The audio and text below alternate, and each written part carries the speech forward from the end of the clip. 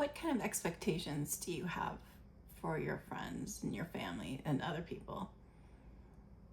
Hi, my name is Julie. I was born into the Christian Science church and religion, and after 40 years, I went my own way. And it feels like it got me back to the original intent of Mary Baker Eddy's teachings, which is the healing of sin. The sin being the belief that we're the matter personality, the mortal personality, instead of the soul, the I am, the true identity. When I started this journey of learning real Christian Science, which was a big shift for me.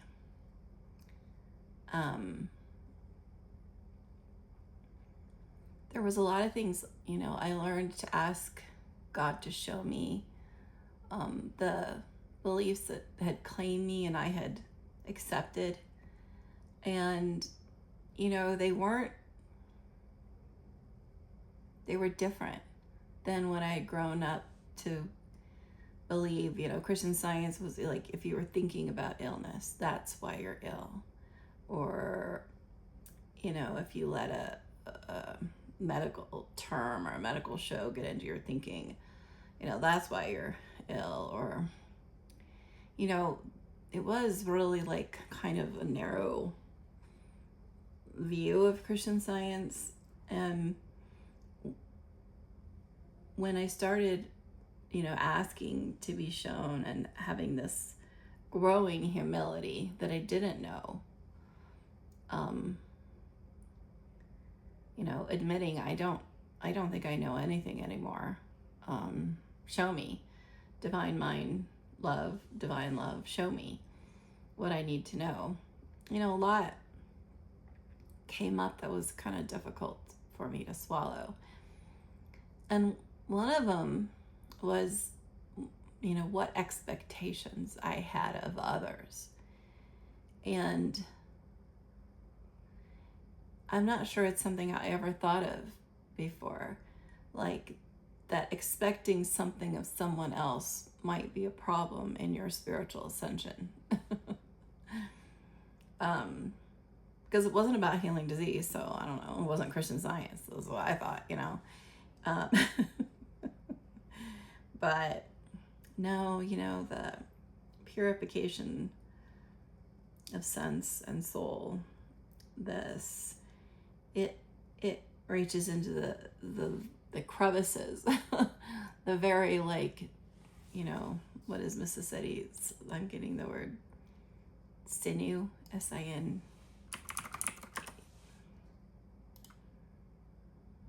Yeah. Like when Jacob wrestled with the air, struggling with the mortal sense of life, substance, and intelligence, existence and matter with its false planes and pleasures, when an angel, a message from truth and love, appeared to him and smote the sinew, or strength of his error, till he saw its unreality, and truth, being thereby understood, gave him spiritual strength in this penniole of divine science. Science and Health, page 308, Jacob wrestling with the angel is this process that we all go through. This inner transformation, where we're waking up from the dream of life and matter to the truth of life as spirit, as soul, as mind, and divine mind. And so there was a lot of wrestling for me. And I wrestled for many years with all of these concepts coming up because they were so new to me, and I didn't think they had anything to do with Christian Science. But it was interesting, to find out what I was expecting of others and why that was a roadblock to my ascension and to healing, true demonstration. And,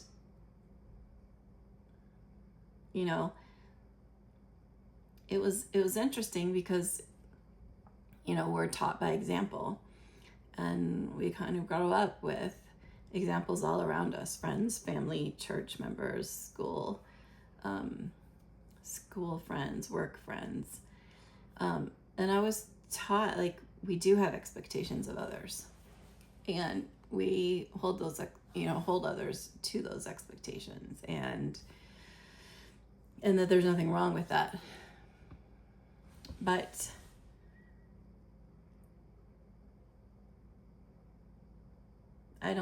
I found that that's not true. Like, what we are getting to, what the path that leads, from sense to soul is, she lays it out for us. You start with a proper sense of sin, which is you're listening and asking for what claims that you've accepted, what claims of life, truth, intelligence, substance, and matter have you accepted. And then you repent, you turn the other way, you change your mind, you have this total transformation. And then the understanding of good is the final step. You basically fall into the understanding of good because you've done all the work, and then you're there. And then she has the article, the way, which has a similar path, like, forward. It's in miscellaneous writings. The proper sense of sin is on page 109 of those 3 steps, of miscellaneous writings. And then her article, the way, is when you look up the way, there's a lot of in Concord, there's a lot but you can find the article, the way. There it is. And it's like, 3 stages of growth. First is self-knowledge, which is like proper sense of sin. Second is is humility, repentance. Like, it takes a lot of humility to repent, to change your thinking and to decide, I was going the wrong way. And then the third stage of mental growth is manifest in love, the greatest of all stages and states of being. Love that is irrespective of self, rank, or following. Divine love is the substance of Christian Science, the basis of its demonstration, yea, its foundation and superstructure. Love impels good works. Love is greatly needed and must be had to mark the way in divine science. Love is something you fall into too, and you just are naturally there, and you're always there. You're always there. Love doesn't disappear, but we seem to have roadblocks that are blocking our true experiencing of true divine unconditional agape love.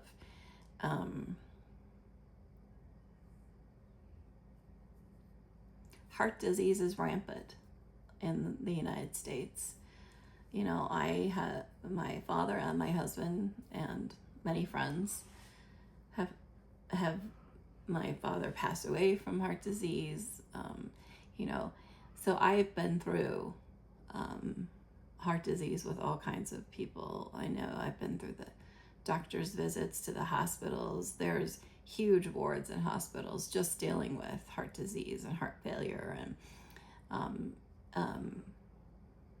it's well funded. It affects a lot, like a high percentage of men and a growing percentage of women. And something about the heart does seem to express the idea of love. It seems to be that. And I don't think it's any coincidence that as a people that we're struggling to demonstrate unconditional love for each other, that heart disease is, a growing epidemic.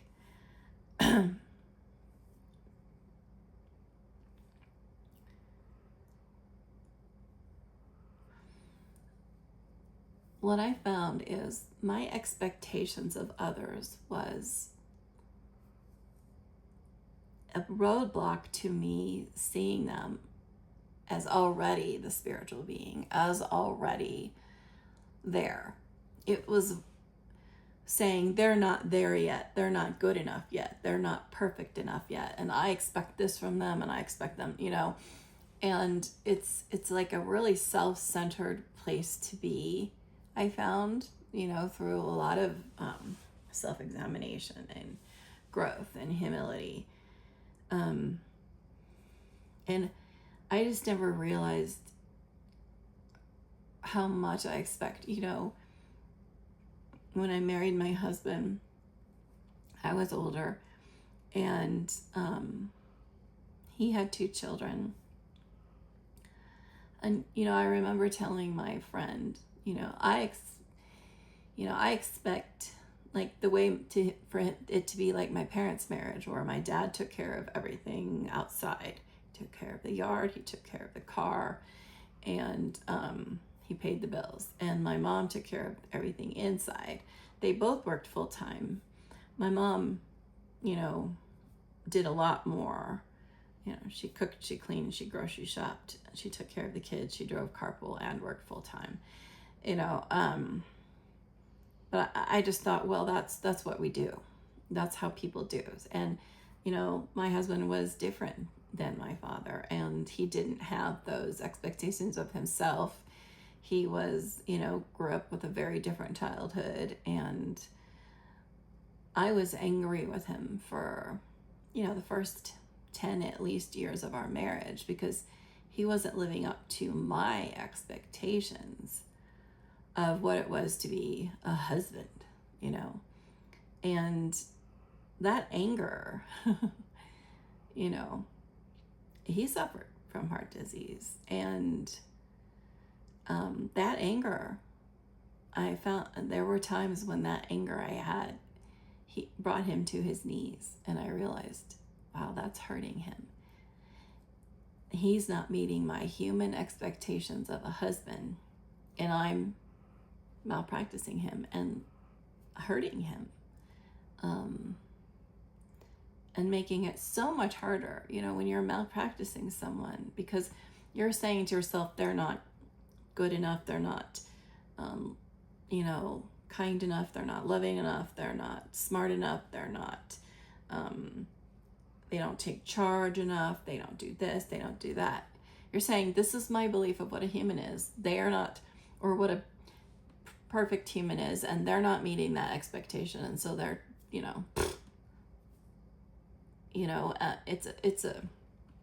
it is malpractice. There's no way around it. It's malpractice to hold someone up to your ideal, to your expectation of human goodness, and say they're not meeting that human goodness. None of us are humans. None of us are mortals. And so this concept of human goodness, every culture has a different concept of human goodness. Every family has a different concept of human goodness. Social, it depends on so many things.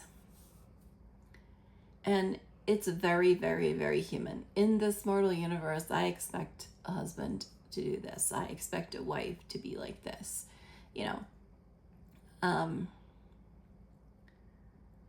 and of course I didn't have those expectations, like, of myself. I didn't, if someone had said, I expect you to be like, whatever, a stay-at-home mom who just cooks and cleans, and, I would have been like, no, your expectation of me is not going to be met, and I don't care. And I, forget that. But, I still held expectations out for others, I held expectations out for my stepchildren. This is how my parents taught me that children should act, and you don't act that way, and you need to act that way. And, this is how we act at church. This is how we act at school. This is how, I found I had a lot of these ingrained belief systems about, this is what it's like, this is what it is to be middle class, this is how we do this, and this is how we do that, and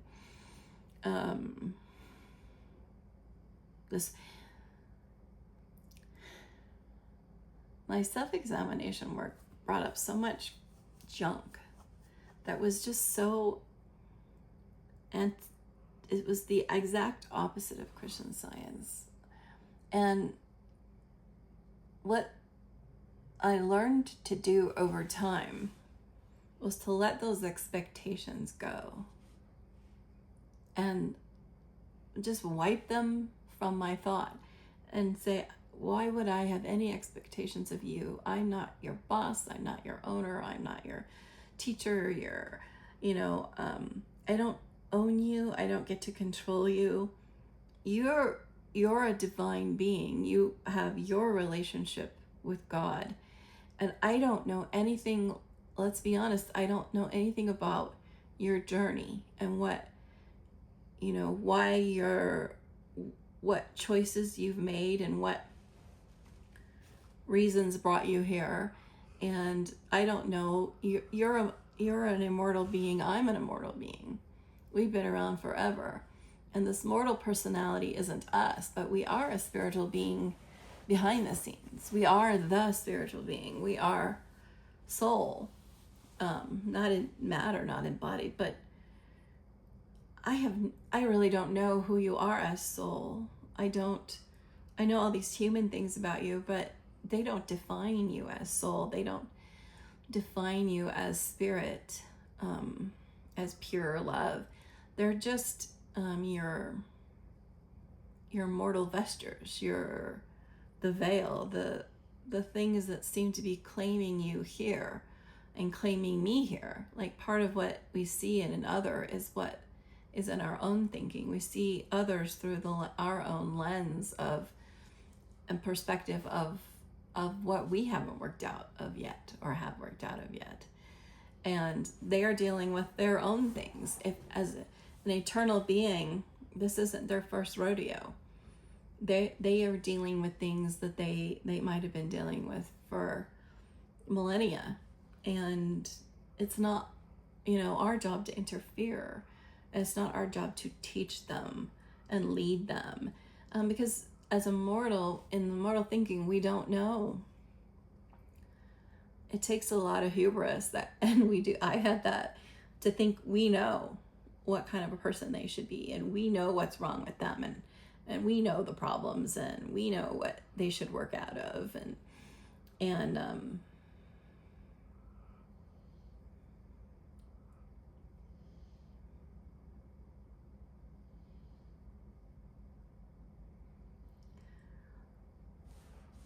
at some point during my self-examination journey, I learned to let go of all of my expectations of others and say, I don't know, and it's not my business. And in so many cases, that helped to bring about a better relationship, a more,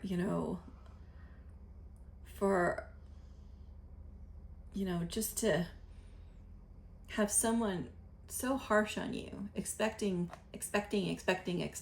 perfection, and expecting this and that, and and to be on the other end and think, I'm always doing wrong, I'm never doing good, I can never be enough. It works havoc on their self-esteem and on their on their journey, because they're thinking, am I a bad person? Or just extremely hating you and just angry with you and resentful, and in any way it is like totally the opposite of Christian Science.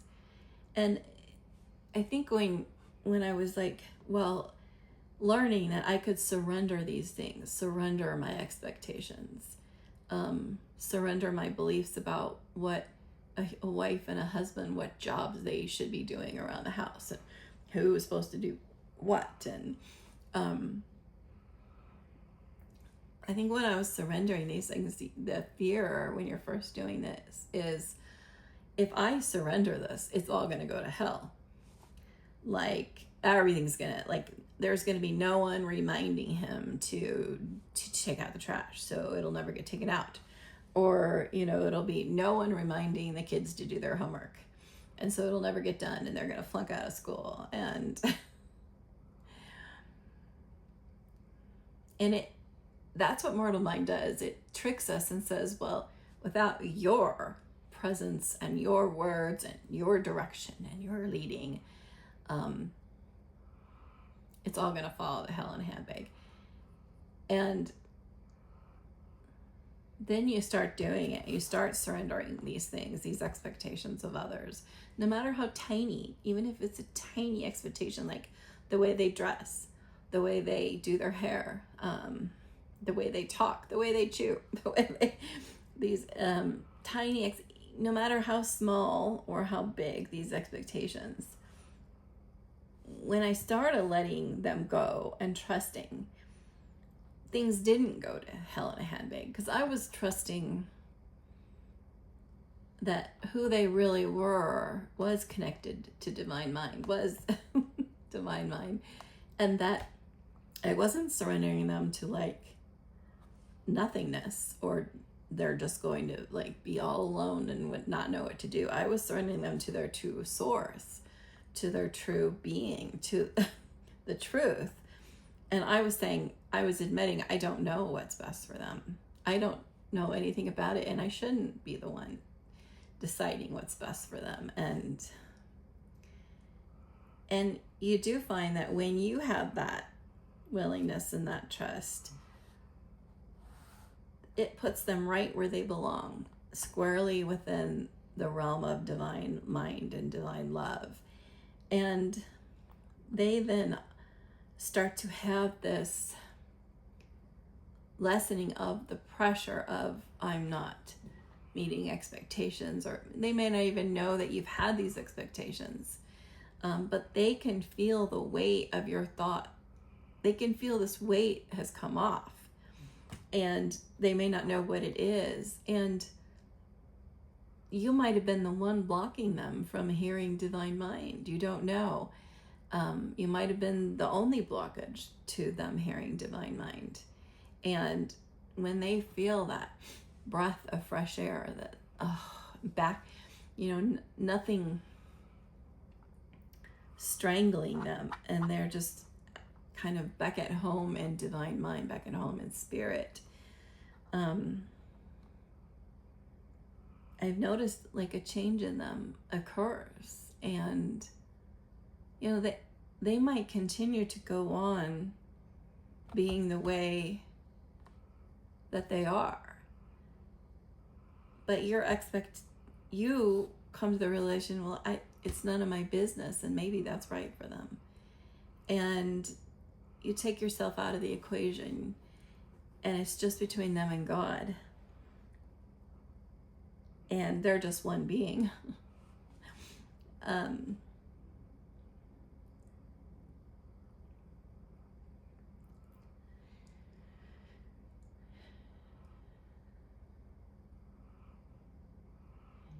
You read a lot of healings in the periodicals about people who, if they hated someone or whatever and they stopped hating them, that the whole relationship changed. And sometimes it does. Sometimes it like immediately becomes a better relationship, because what you were expecting of them is no longer this way, and you can just be and let them be the way they are, and continue to surrender. This is irritating to me, surrender it. Oh, this is like not what, surrender, and you're learning. It may take, this person might be there to help you get that surrendering down. Like, they may not immediately or ever stop the way they are, or what might be bothering you or feeling you thinking, oh, that's not,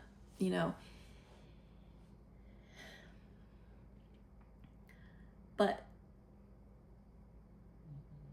you no longer, worry, and you let things change. I let things change when I did this, and I let things adjust, and I adjusted with it. And I had different relationships with my stepchildren, relationships that were like completely, I trust that they're listening. I trust that divine love is leading them, and the old parenting thing of having to parent and make sure they do this right or that right, or maybe they're going the wrong way, that just fell by the wayside. And I just found I was able to just, no matter what happened, no matter what decisions they made or roads they went down, it was like looking at it and saying, well, I trust divine love is leading the way. And when there's that growing trust, things do work out in ways that you never would have expected. People would go down roads that you never would have thought would have been right, but it turned out to be the right road for them. It turned out to be the right path for them. And just because someone seems to be your child or seems to be your stepchild, we don't own them. We didn't even create them. And they've been around. It could be that they're at a higher level spiritually than we are. And we all think, well, we have to train and teach and mold these little ones. It could be that they are, that they're at a much higher level spiritually than we are, and we're just not seeing it because we're so locked in the mortal concept of what is good and what is bad humanly, or what is right and wrong, or socially acceptable or not. What is the right path for careers, the right path, for religion, for church, for Christian Science.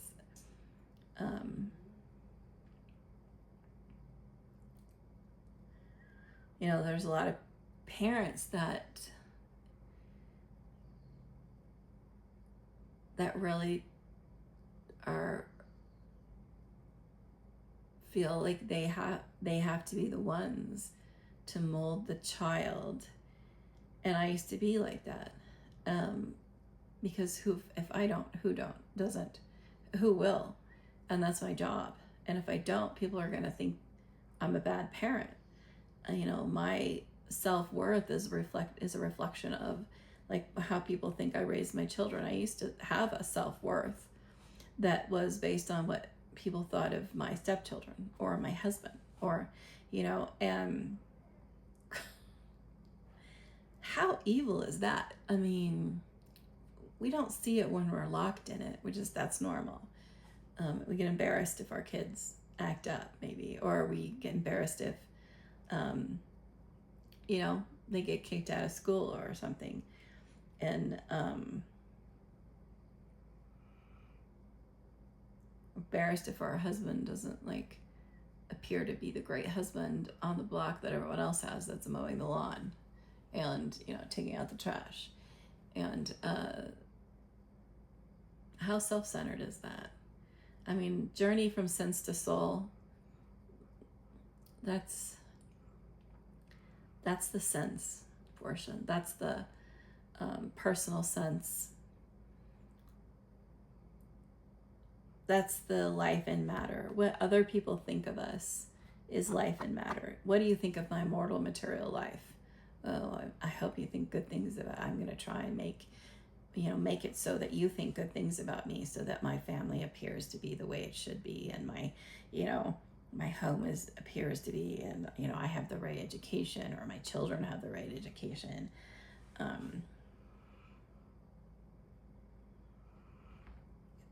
I found in the Christian Science Church many people like I was,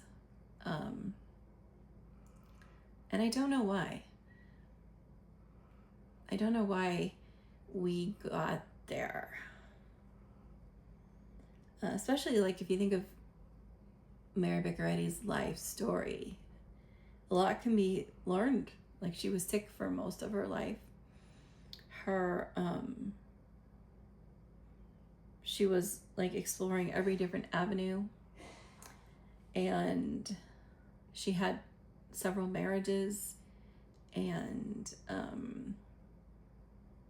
she was so sick her parents sent her dad sent her child away to live with someone else, and her husband had an affair.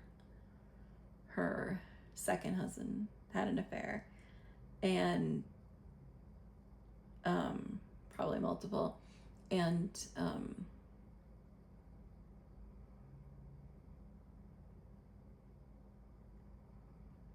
then her son went out west, and when she finally got to see him, he was, not like the Easterners. He was a Westerner. He was, unrefined and unkept and loud and, opinionated, and his,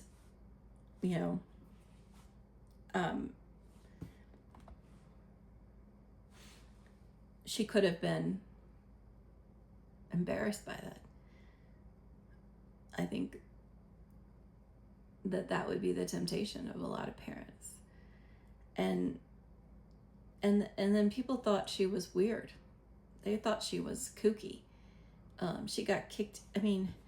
During the time when she discovered Christian Science, and like 1866, and the few years after that, like, she would have to go boarding house to boarding house to boarding house because people didn't want her there after a while of her being there.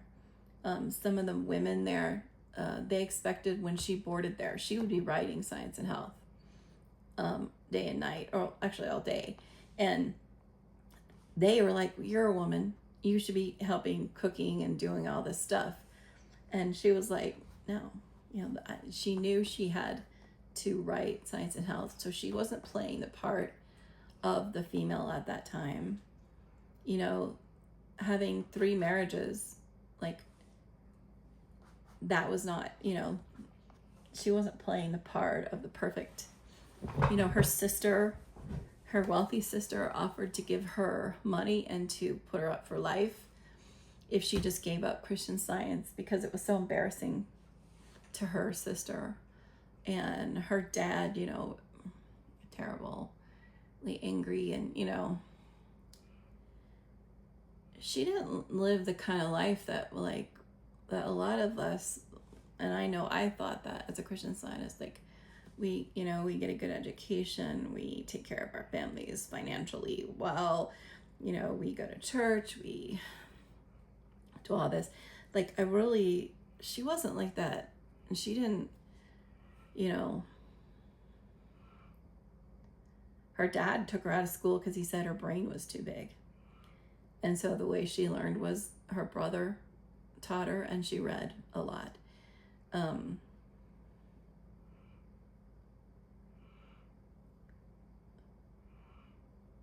Jesus too, their lives were really humble.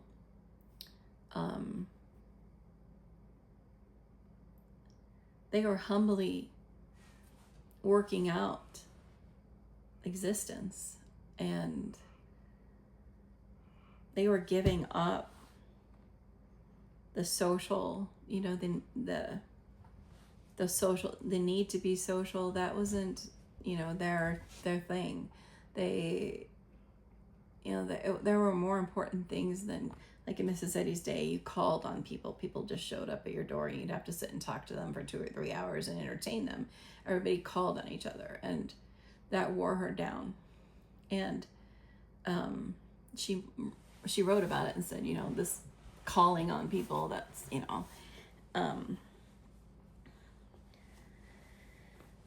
she wasn't anything like neither was Jesus, what, I grew up thinking, and not, just being in the church and seeing all the examples of the other families, and well, this is, what we do, and blah, blah, blah, and I don't think I had I just didn't see her clearly, and her example to us was like, yeah, I don't give a crap about society. I don't care what they think of me. Christ and Christmas, there's a lot about, there's a lot of, in Christ and Christmas, she was making some serious, people who, like, it was all about the wealth, and it was all about the entertaining, and all about the social element of, there were pictures in Christ and Christmas and where she was saying, this isn't where it's at. Do you understand? This isn't where it's at. I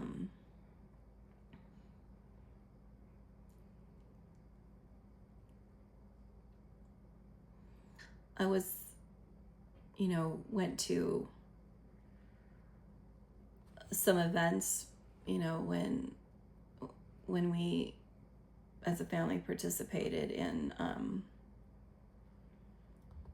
some Christian Science organizational things, and like there was one for children in the high school age, and I remember being around all of the parents, and it was a leadership thing, and they were very concerned for their children's futures.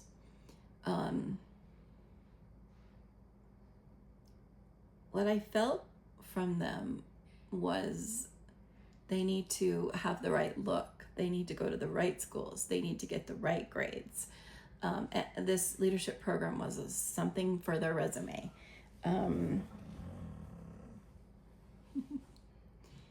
And at that time, I had already been forced to surrender all of that.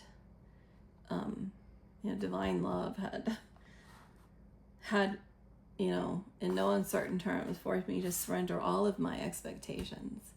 And I had done it, and it was the most freeing, joyful thing. And the the unconditional love of a child is amazing when you don't have expectations for them. And you're watching and you're saying, oh, I see that those people don't approve. Who cares? I don't care. It's not for them. It's not about them. And I know that, we're listening, and the children are listening, and they're doing exactly what they need to be doing. And you do find that I ran into those, people who think you're not giving, doing what you should. Like, there are a lot of expectations of other Christian Zionists of each other, and of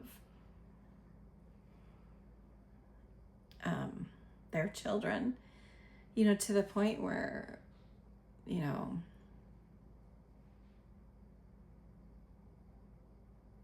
they're just controlling every aspect of their life to get them to this certain point that they feel is the right point to them.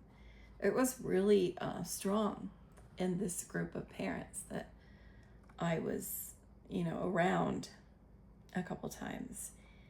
And the temptation to feel like you're being judged, it came, but I surrendered it as soon as it came.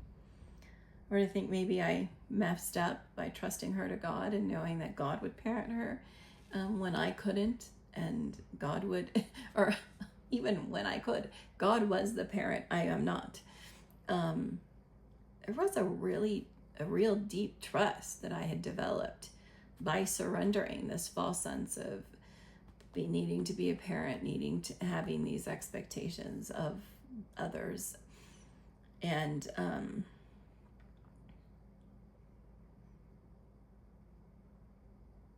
they can feel that unconditional love. And you know, you know, we know what it's like to not be unconditionally loved, to be have conditions, you know, like, you know, my dad, you know, always said he loved us, but, you know, didn't approve of certain things. And you felt that disapproval. You felt that you hadn't met the expectations. You understood that you weren't acting the way you're supposed to. And so you're not going to get the full fluffy love deal. You're going to get the reserved whatever, because, you know, you're not living up to their expectations, or you're not, you know, you're not the great Christian Scientist that was the plan for you. And, or you threw your accounting career away to follow some spiritual path that, you know, it doesn't make any sense. We all have to have money, and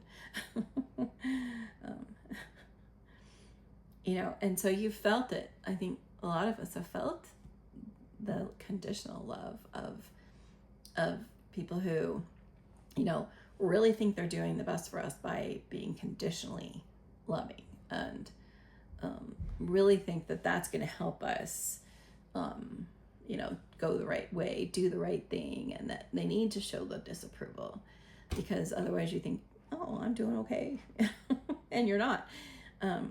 There's so much wound up in expectations. Like when you start, if divine love starts revealing to you that you have expectations of others, I found it was like years and years of unwinding of like a little bit of error here, and then I'd go a while, and then boom, this error would, oh, that's why I have expectations, you know. And then there'd be a little while, a couple months later or a year later, it'd be like you'd let divine mind govern, and you'd have experiences.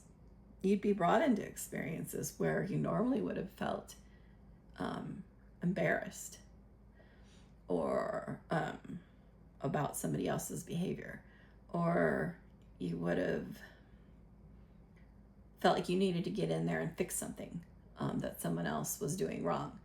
And like you get all these, I found I got all these experiences and different opportunities, like over and over, different opportunities to surrender even deeper and deeper and deeper. And because more errors would be uncovered, like it's a really windy web of errors that cause us to have expectations of others. And we're all, you know, different.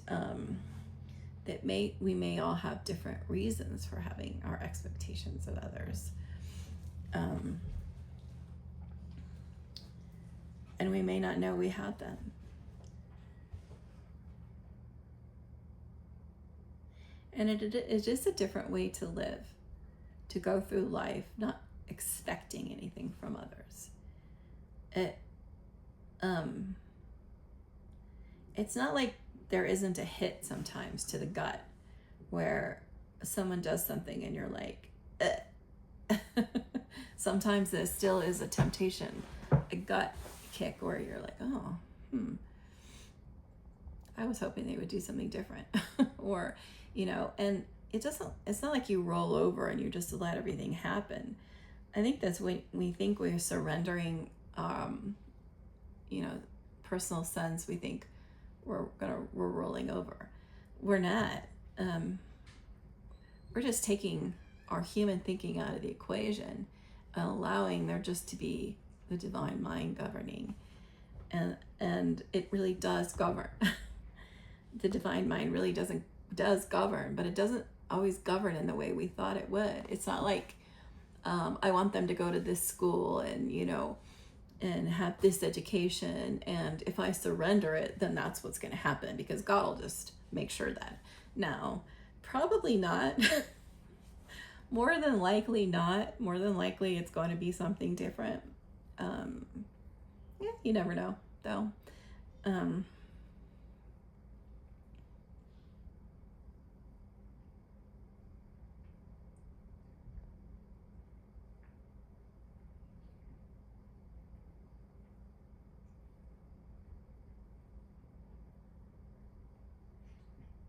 I think it's it's a journey. It's a journey of love.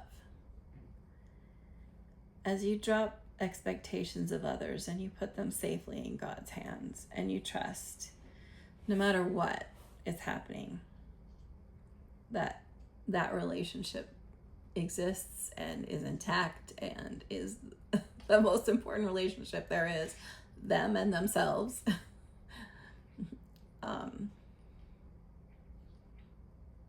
Then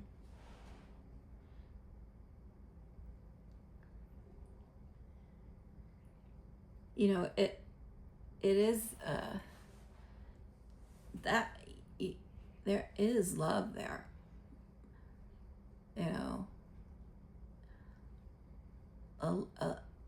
agape love, not love for a human, but love for the real being that they are, and willingness to give it space and to allow it to have its own relationship and work out its own relationship. And it's going to go through its own, each one of us are going to go through our own, Jacob wrestling with the angel moments.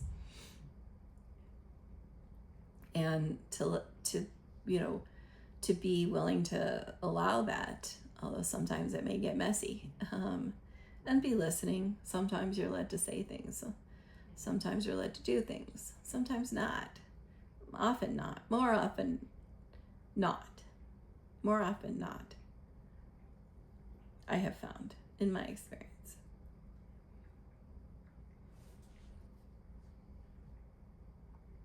Love is greatly needed and must be had to mark the way in divine science.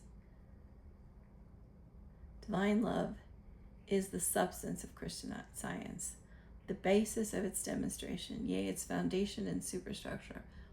I would go far as to say, now having been through what I've been through, that expectations of others is hate.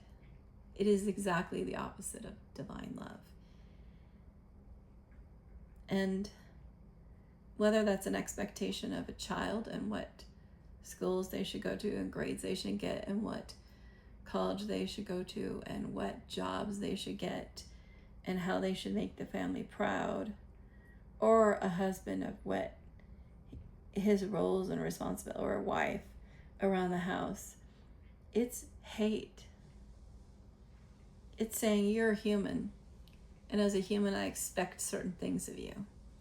And it's totally disregarding them as a divine being, as soul. It's forgetting who they are and where they came from and what's their source. It's hate. It is, expectations of others are hate. And hate kills. Hate hurts. Hate reacts most on the hater. So the ones of us that have the expectations, it's reacting most upon us. It's limiting our growth. It's stunting our growth. It is keeping us from healing, from true demonstration.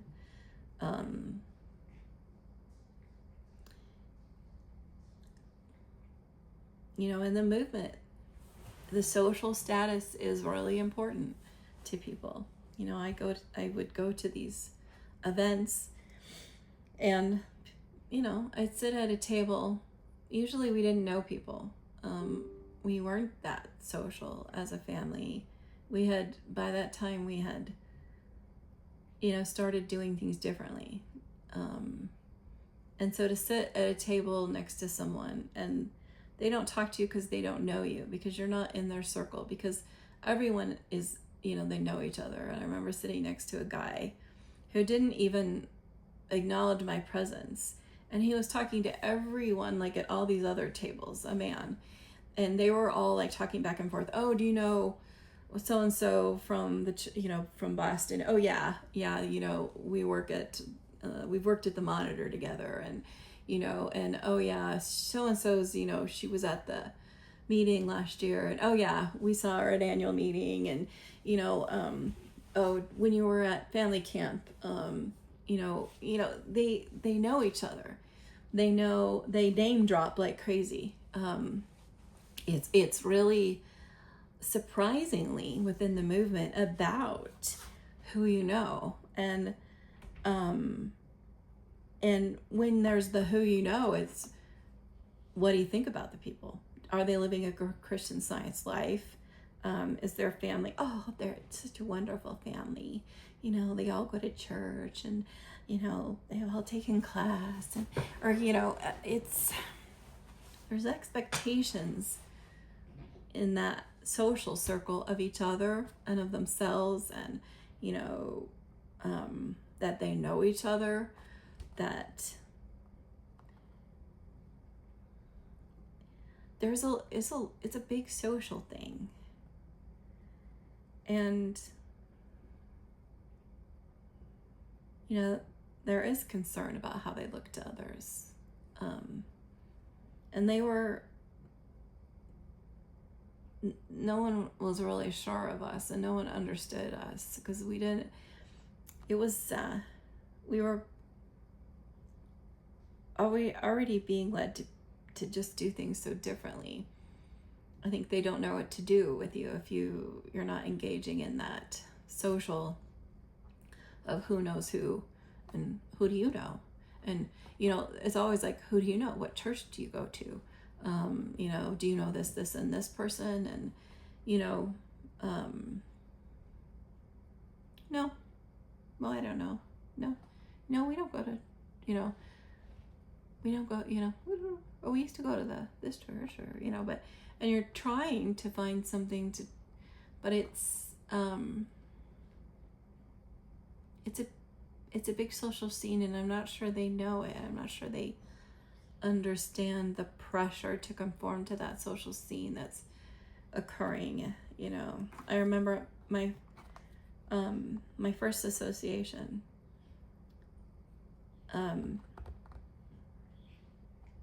You know, you see all these groups of people standing around talking to each other, and like name dropping, and you know, and they've known each other for years, and, you know, that's, you know, they've been going for years, and it was my first one, and I was later in life. I hadn't started out earlier. Everything came later for me. And it's just like, okay, it's a friend thing. Everyone, you know, got to get to know people, and so, you know, and then after the association, I watched as a line formed to talk to my teacher. That was, you know, there was about 1,000 people in the room or more, and they started to, at the end, you know, certain people leave, but a line just formed around the entire huge conference room, auditorium, or whatever, to talk to him. And, you know, what are you doing to talk to a teacher? Well, I want to, like, introduce myself, thank him. You know, do I want to have some visibility? I need to have maybe people, we think I need to be visible to them in case I become a practitioner, or in case I want to work for the mother church, or, you know, just to, like, be visible to this big, huge teacher in the movement. And I remember just sitting and watching that line, and there was a line for his wife. And I remember thinking, it's very interesting.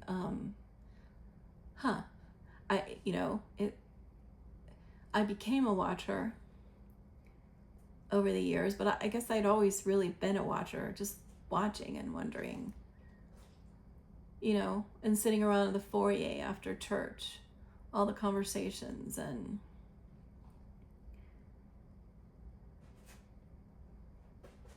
you know, the expectations of what it means to be a church member, a Christian Scientist, an association member, to be known within the movement. You know, there is expectations of each other and what it takes to be known, and why you would want to be known. And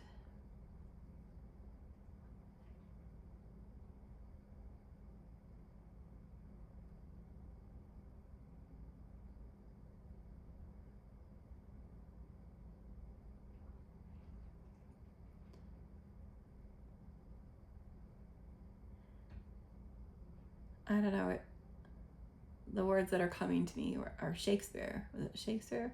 Much ado about nothing.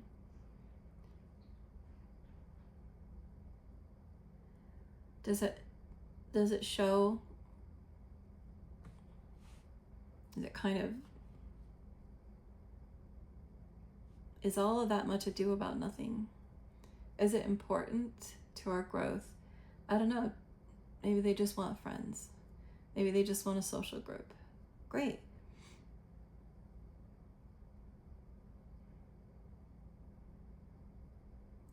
But I think others coming in get confused and think, oh, that's what Christian Science is.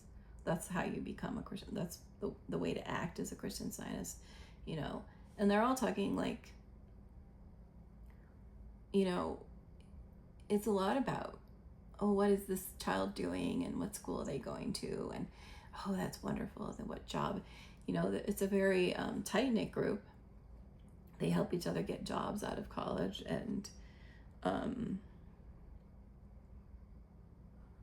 it can be important. And I remember at Principia, when I went to the college for a year and something, it was the same thing. It was a very social place. You got put in a house that was supposed to represent your kind of person you are. You're supposed to be with the kind of people that are like you. And I didn't find a lot of people that I really connected with. Like right out of the gate, a lot of people knew each other, you know, being in, you know, having gone to the camps. In the summers, we weren't allowed to go to the camps. My father was against the idea. He told us that Christian Scientists were nerds, and they don't know how to socialize, and so he didn't want us to be around them, because he wanted us to live in the real world and learn to socialize with others and not be antisocial. So we didn't get to go to the camps, but they all then knew each other. And a lot of them had gone to print-upper school and knew each other. And I remember always just being a little bit like confused about, it's weird, we're all Christian Scientists, but like we never taught Christian Science. I mean, it's discouraged because, you know, it's called like leading people astray. And I don't know, I can't remember where we get it, but it's like getting together to talk about Christian Science, like, can lead people astray. Like, because your views might be different than their views. And it's like, are you teaching them? And so pretty much most get-togethers with Christian Scientists, there's no discussion of Christian Science, the religion. It's just, and maybe, you know, so we kind of just expect to keep things light and not discuss. You know, the only thing that we do wind up misleading each other is when we talk about, well, I don't, you know, it wasn't a Christian Science environment that I was in, meaning they took medicine or went to doctors, you know, or you know, or I've you know, kind of reiterating the fact that you're still winding up teaching people by your actions, by things you say or don't say. And it's weird than just not, you know,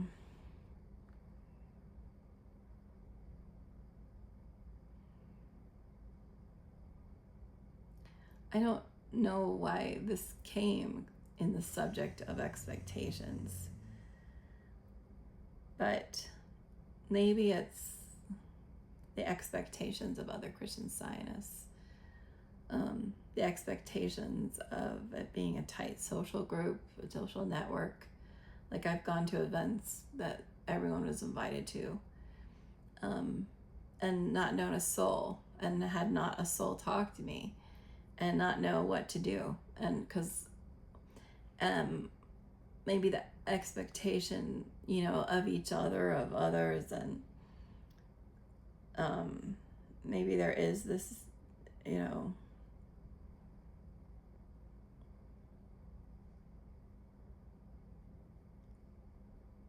the social scene in the Christian Science world was not something Mrs. Eddy was really keen on. And, she didn't authorize,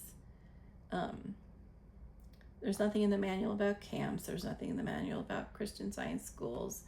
There's nothing in the manual about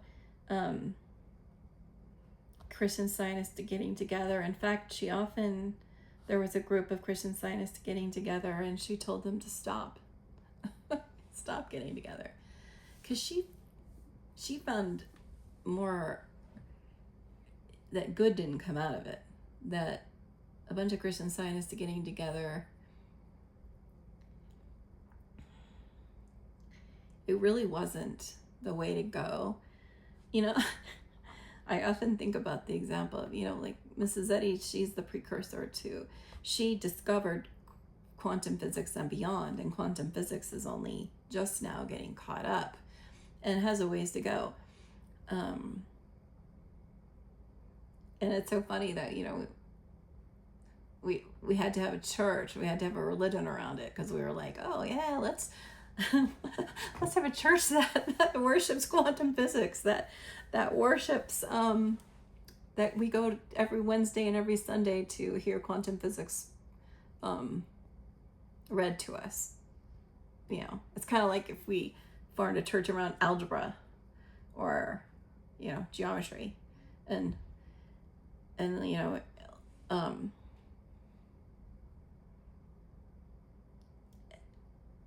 to have a bunch of people making it a social thing about, oh yeah, we're all quantum physicists, and telling our healings of when we demonstrated quantum physics correctly. And when I think about it that way, I laugh. And but the way the humans worked at that time, and still today, is they wanted others. They wanted to be around others who were like them, who were studying what they were studying. Everyone went to church back then, so they couldn't just leave their Christian churches and not go anywhere. They wanted a church. They wanted something.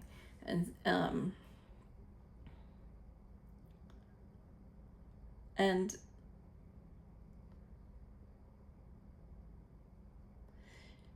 you read from her writings and from her biographies that's really wasn't something that she I would have ever done herself, and didn't do. In fact, she kept trying to retire from social life as much as she could.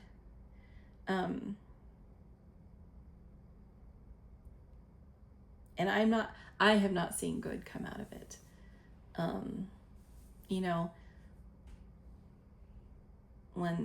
One time, when I was at one of these events, all the gentlemen the boys were wearing these lapel pins that were saying that they were part of a certain political party. And they were saying to the rest of, it was a large group, this political party is the party of Christian Scientists, and we're all members, and we're pretty proud of it. And Mrs. Eddy never talked politics, never said anything about what political party to belong to, and neither did Jesus. It wasn't, so by doing this, it was like new people coming with, oh, so you have to be this political party to be Christian Science. No, it has absolutely nothing to do with it. Well, why are they all saying it does? Well, everyone's on their own journey. But maybe everyone should be on their own journey, and maybe we shouldn't be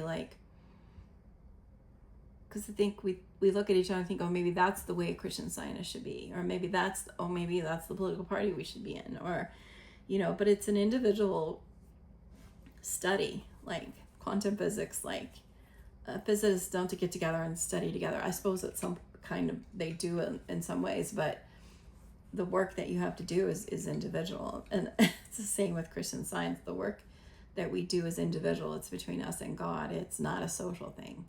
And just because humans need this social, seem to need this social thing, doesn't mean that it's good for the movement, doesn't mean it's good for us individually.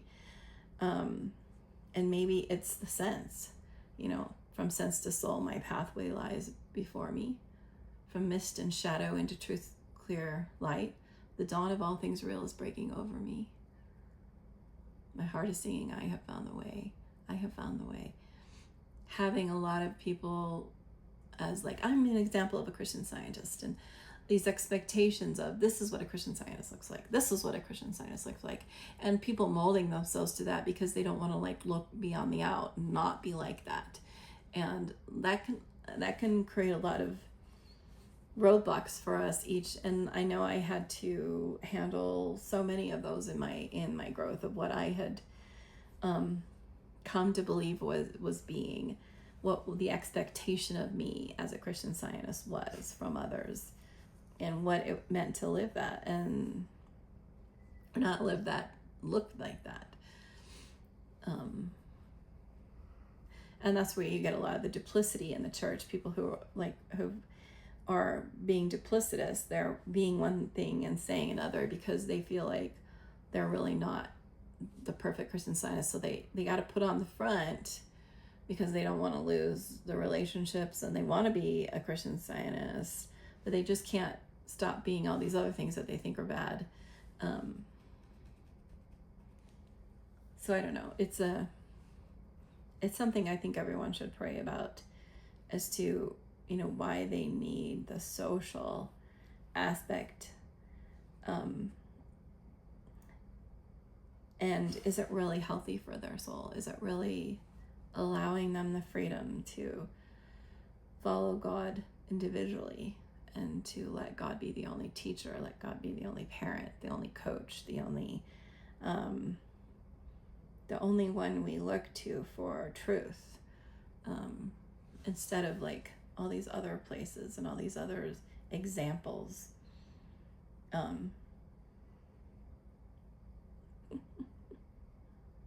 Because looks can be deceiving. We never know what each individual is wrestling with.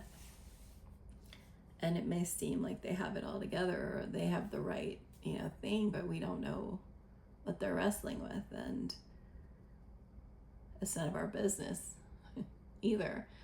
But it's none of their business to make us think that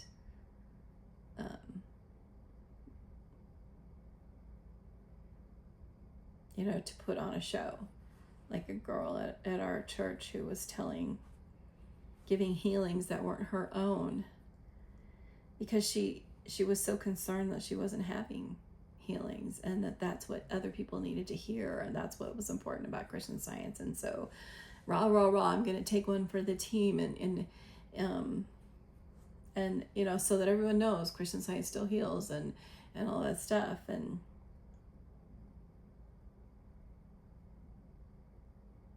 at least I'm assuming that's what she was thinking when she was telling healings and testimonies that weren't her own. And I don't think it came from the bad place.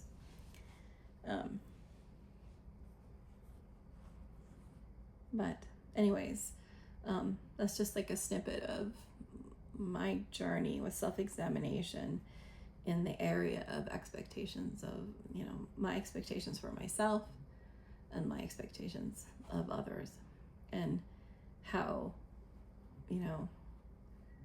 over time we're led to surrender them and let God be, in control. Hope that helps.